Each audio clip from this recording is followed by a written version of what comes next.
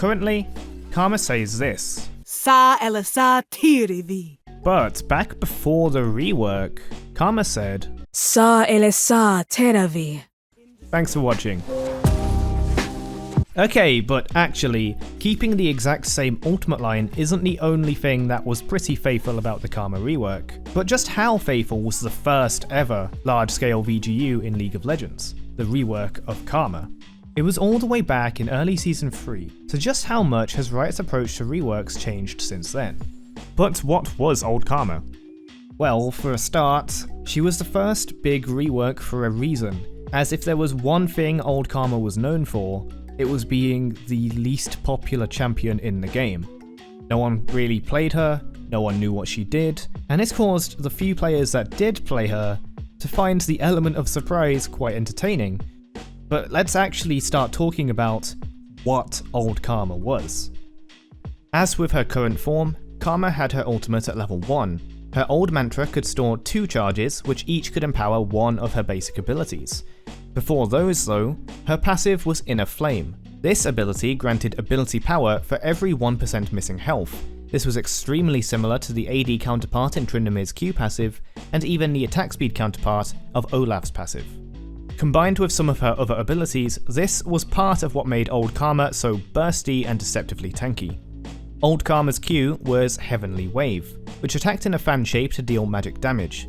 With Mantra, it also healed herself and her allies, scaling with missing health.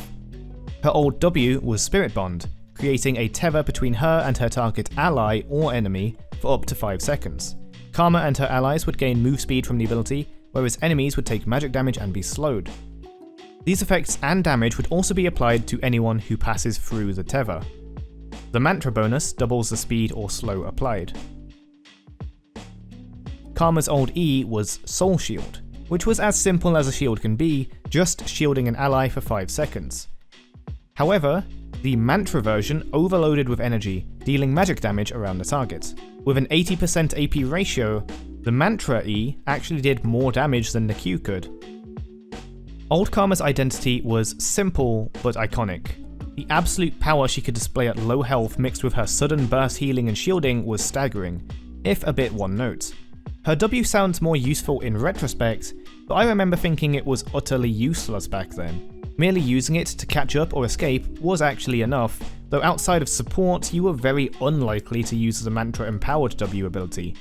Therefore, your mantras almost always were used on the Q for healing and the E for burst damage. How and when you used those mantras were what defined a Karma player. Although the abilities you used them with were obvious, how you spread them led to a decent amount of choice for timing and desired effects, in what was essentially a kit with mostly 2 abilities and a funny speed up. Karma had a significant amount of versatility. Although the champion spotlight presented her as a decent support or mage, it didn't really mean you had to go in mid lane or bot lane support. Like most champions that don't know where to go, they can end up in top lane, and her kiting, chasing, and deceptive durability made her pretty decent up there for dueling. Not only that, but her strong AoE with the mantras and the shielding and healing made her a durable enough champion for the jungle. Her W wasn't the best gank tool in the game, but it was something. While I'm presenting these as viable styles of play, they were by no means her meta, though a champion this unpopular wasn't part of the meta to begin with. With all this and a low play rate, the rework was the most clear one anyone could see coming. The new Karma sought to keep her identity, but give her more options and stronger options. With this, a significant change came to her ultimate. The new Karma ultimate remained as Mantra, available at level 1. It now empowered the abilities much more significantly in power, visuals, and extra bonus effects, at the cost of a stack. Unlike Old Karma, who could hold up to 2 mantras at once, New Karma can only hold 1 at a time. The new Q is Inner Flame, taking its name from her old passive. Rather than a fan-shaped wave, Inner Flame shoots a ball of energy that explodes on impact, dealing damage and slowing. The Mantra-empowered version of the Q will explode and leave a circular area that will detonate again after a second, and both combustions will deal greater damage than normal. The rework's W is Focused Resolve. With far more straightforward and rewarding usage, the new W targets enemy champions only. It deals magic damage over the duration, and if the tether finishes, it will root the enemy. When empowered by Mantra, the damage is increased and will heal Karma scaling with her missing health, moved from her old Mantra Q, but now only applicable to herself, rather than healing her teammates as well. Karma's new E is Inspire, a simple shield still, but now it grants a movement speed boost as well. More interesting and faithful was the Mantra empowered version, Defiance, which added an AoE effect to the shielding, which shielded and granted move speed to nearby allies. Another AoE was given in the form of damage around the target, just like old Karma Shield with Mantra. Now that we're done with active abilities, Karma's new passive is Gathering Fire, which reduced Mantra's cooldown for 1 to 2 seconds based on her level for damaging enemies with her abilities, with half the benefit applied for hitting auto attacks. That was buffed in the same patch. You see, in patch 3.5, the same patch where Karma was re-released, a balance hotfix was also made.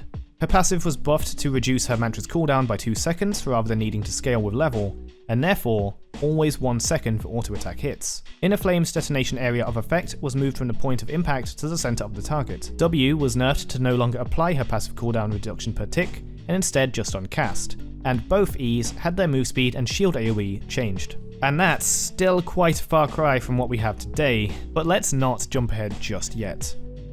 Karma had a problem of only really having 2 main abilities and an ability that was used to enhance them. The old W was a little overwhelming for a new player playing Karma for the first time, and without help from the positioning of teammates, Karma and her enemies, using it effectively, especially with Mantra, was quite challenging in and of itself, and far too challenging for anyone to care to even play her. As mentioned, she was one of the least played champions in the game. In fact, it became common knowledge that Karma was the least played champion in the game. But now with a straightforward W use case, a slow on her new Q which has far more range than the old one, and speed on her shield, she became a master of kiting just like her old W allowed, while now having great poke options and better utility all around. The heal is gone from Q but moved to W, which is a more close range option and has a more sensible use case. And using Mantra W now feels a lot like using Mantra Q back in the day in a duel. While the AoE healing for the team is gone, she now does have AoE shielding instead, which can be a bit more appropriate for that burst of power a Mantra, especially at only 1 charge, is supposed to have. The versatility of Karma was very much kept. She now has the power of range, especially with Mantra Q, decent supporting ability with that and her E, plus the ability to fight up close and escape with her kiting and W. When things get really rough in close quarters, her Mantra E with the AoE damage could come in useful, and was a very iconic part of the original Karma that old mains would remember fondly. But every single mention of this AoE shield burst bomb so far in the script has been in past tense. In patch 5.10, the Shield of Defiance, the Mantra E, lost its overload damage effect entirely. Talking about any removal of a beloved component is always going to seem very negative, but now we beg the question, how much does that actually matter? The shield overflow damage was my favourite part of old Karma, together with the low health passive effect and her Mantra Q. Overloading the shield felt like a secret technique that no one knew about, but that was really because no one played Karma. Using Mantra on the shield still felt like a beautiful offensive and defensive burst ability that you could use in tandem with your regular Q as well, but you also have Mantra W working for pretty much the same purpose for those close quarter battles. But what about using E burst from range? Well, you have Mantra Q and then you can use a normal E for the intended target. So what was lost? Identity. At least to those that remember it. But when thinking logically, even I can admit there's not much point to it, and that is why it was removed. The situations where it did what other abilities could not on Karma were so absolutely niche that they might as well not even apply. But that's not the only thing that may have someone's positive opinion on Karma begin to sway. With base damage nerfs, AP ratio nerfs, damage ratio nerfs, potentially in trade for higher utility in the form of longer routes and move speed durations, Karma shifted a bit from an omnipotent champion that could go anywhere to more of a complete support, especially with the changing of support items and meta over time. Lower damage meant worse clear speeds, both for waves and for jungle. Lower ratios and higher utility mean she can operate on lower gold with lower payoff for trying to give her gold. Again, meaning less reason to go in solo lanes and more so for support. But there is one rule that remained, and may hurt you from its mere mention if you've had previous bad experience against it. Top Karma, featuring Grasp of the Undying, Iceborne Gauntlet or Frostfire Gauntlet, and a tank build, was the bane of many melee top laners. Ranged auto attacks, the perfect kit for kiting, durability in the form of Mantra W and E, and the poke damage attached to Grasp, Sheen if present, and extra slows from whichever iteration of Iceborne Gauntlet is in the current patch, were a horrid thing to fight. She had the speed and slows to escape engages and ganks, the range and poke to whittle you down until your tower falls, and the sustain and dawning strength to challenge you even if you overcame the other obstacles.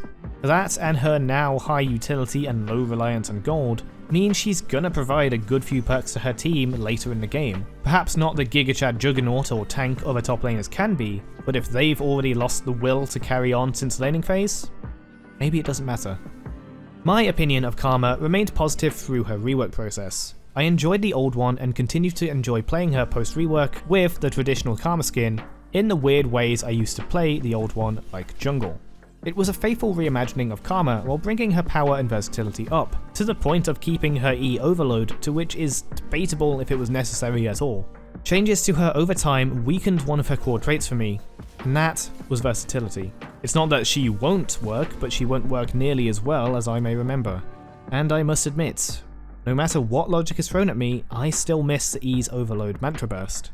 But that is just my opinion, and I am much more interested in hearing yours. What do you think of old Karma from way back then that very few people played? How well do you think the rework did its job? And what do you think of her place in the meta in recent years? One more bonus question. How do you feel this rework did compared to reworks more recently? Thank you so much for watching.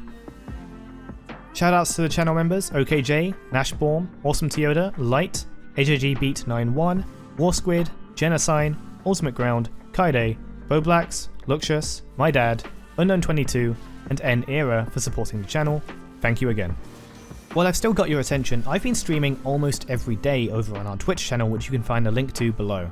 Rather than focusing on anything too competitive, when we do play League, we play anything from funny clown builds, off-meta builds that almost work, to off-meta builds that maybe do work if given the chance. If that's interesting at all, please give us a follow over with the Twitch link down below. Thanks again.